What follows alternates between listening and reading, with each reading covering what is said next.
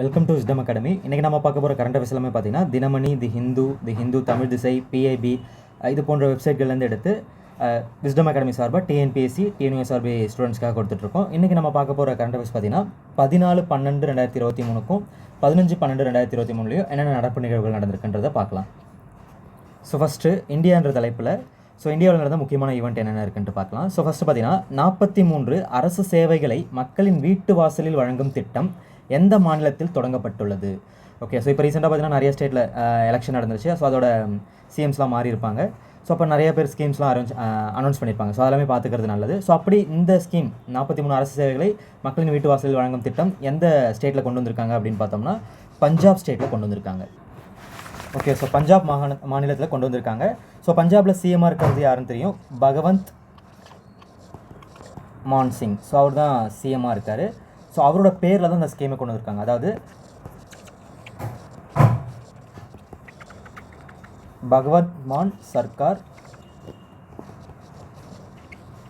துஹாதா துவார் scheme. So இந்த பேரில் தான் அந்த திட்டம் கொண்டு வரப்பட்டிருக்கு. ஸோ இது பார்த்திங்கன்னா கிட்டத்தட்ட 43 சேவைகளை வழங்குறாங்க. ஸோ பிறப்பு, இறப்பு சான்றிதழ், மேரேஜ் சர்டிஃபிகேட்டு, ஸோ இதெல்லாமே வீட்டு வாசலே வந்து கொடுக்குற மாதிரி. ஸோ அதுக்கான ஹெல்ப் லைனும் கொடுத்துருக்காங்க. ஸோ ஹெல்ப் லைன் நம்பர் பார்த்தீங்கன்னா 1076. ஓகே, ஸோ இப்போ இது தொடர்புடைய வேறு என்னென்ன ஸ்கீம்ஸ்லாம் இருக்குது அப்படின்னு பார்த்தோம்னா, ஸோ இப்போ ரீசெண்டாக பார்த்தீங்கன்னா தெலுங்கானா ஸ்டேட்டில் மகாலட்சுமி திட்டம். ஸோ அதாவது நம்ம தமிழ்நாட்டில் கொண்டு வந்தோம் இல்லையா, விடியல் பயணம் சொல்லிட்டு ஒரு ஸ்கீம் கொண்டு வந்தோம் இல்லையா, பெண்கள் மற்றும் திருநங்கைகள் இலவசமாக அரசு பேருந்துகளில் பயணம் மேற்கொள்ளலாம் அப்படின்ற மாதிரி. ஸோ அதே மாதிரி தெலுங்கானாவில் மகாலட்சுமி திட்டம் கொண்டு வந்திருக்காங்க. ஸோ தமிழ்நாட்டில் விடியல் பயணம் திட்டம் அது எல்லாருக்குமே தெரியும்.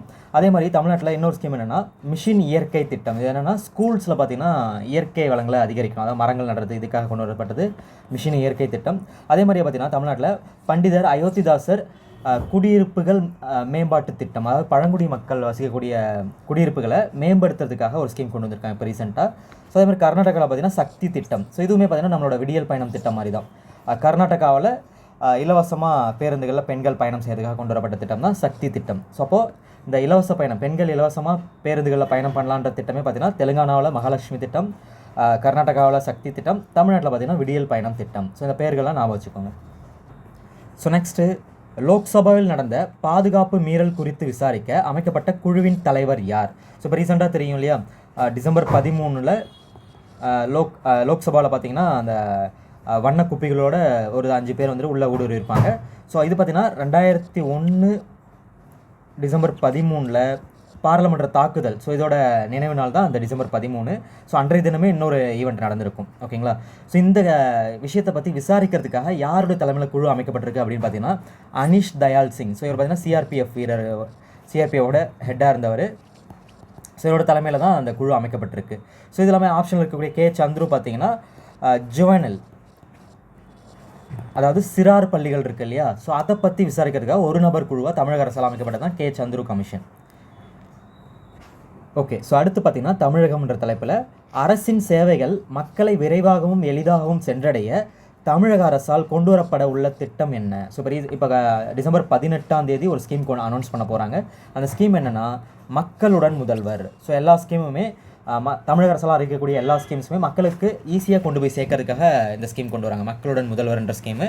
ஸோ டிசம்பர் 18 கோவையில் லான்ச் பண்ண போகிறதா சொல்லியிருக்காங்க. ஸோ இதில் ஆப்ஷனில் இருக்கக்கூடிய நான் முதல்வன் திட்டம். ஸோ இது பார்த்தீங்கன்னா 29 ஆகஸ்ட் 2022 கொண்டு வரப்பட்ட ஒரு திட்டம்.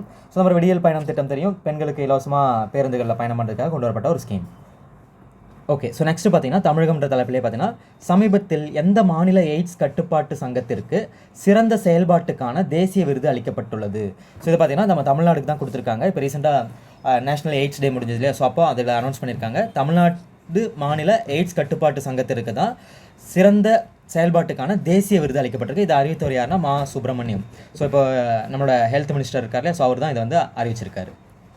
ஸோ அதே மாதிரி தமிழ்நாட்டில் மாநில எய்ட்ஸ் கட்டுப்பாட்டு சங்கம் எப்போ நிறுவப்பட்டது அப்படின்னு பார்த்தீங்கன்னா 1993 நிறுவப்பட்டு. ஸோ அடுத்து குறியீடுகள். ஸோ ரீசெண்டாக பார்த்தீங்கன்னா மெர்சார் நிறுவனம் வெளியிட்ட வாழ்க்கை தர குறியீடு 2021 படி இந்தியாவில் சிறந்த நகரமாக தேர்வாகியுள்ள நகரம் எது?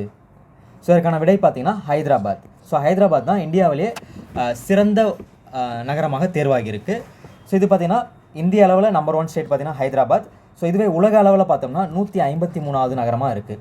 ஸோ அதே இது சென்னை பார்த்திங்கன்னா நம்ம இந்திய அளவில் பார்த்திங்கன்னா 4வது மாநிலம். அதே மாதிரி பெங்களூர் பார்த்திங்கன்னா 3வது மாநிலம். புனே வந்துட்டு 2வது மாநிலம் இந்திய அளவில் சிறந்த நகரமாக இருக்கிறதுல. ஸோ அடுத்து FAO வெளியிட்டுள்ள அறிக்கைப்படி 2021 -1% இந்தியர்களால் ஆரோக்கியமான உணவை வாங்க முடியவில்லை. ஸோ அதாவது FAO food and agricultural organisation இவங்க வந்து ஒரு ரிப்போர்ட் கொடுத்துருக்காங்க 2021 அறிக்கைப்படி.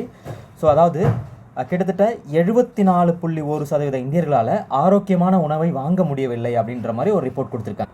ஸோ இதுவே பார்த்தீங்கன்னா 2020 பார்த்தீங்கன்னா இந்தியாவில் கிட்டத்தட்ட 76.2% இந்தியர்களால் ஆரோக்கியமான உணவை வாங்க முடியாத ஸ்டேஜில் இருந்தாங்க. இப்போ கொஞ்சம் குறைஞ்சிருக்கு.